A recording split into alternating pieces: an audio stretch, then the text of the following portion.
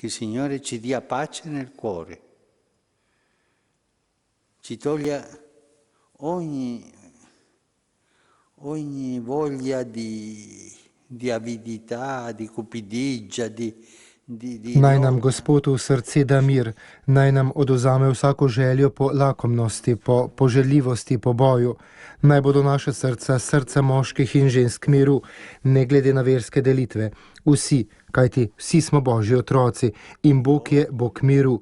Bog vojne ne obstaja. Tisto, kar povzroči vojno, je zlo, je hudič, ki želi ubiti vse.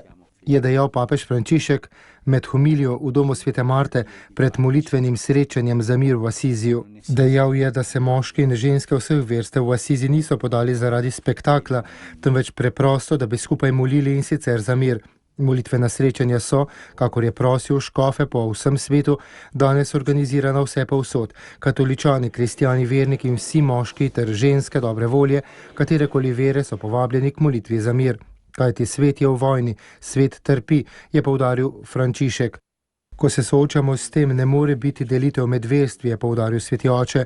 Ne zadostuje zahvaliti se Bogu, ker se vojna morda ne dotika nas. Zato se moramo zahvaliti, a misliti moramo tudi na druge. Pomislimo danes ne le na bombe, na mrtve, na ranjene, ampak tudi na ljudi, otroke in ostarele, do katerih humanitarna pomoč ne more priti, da bi dobili za jesti. Tudi zdravila ne morejo priti, so lačni in bolni. In medtem, ko danes molimo, bi bilo lepo, če bi vsakdo od nas začutil sram. Sram, ker so človeška bitja, naši bratje, sposobni nečesa takega.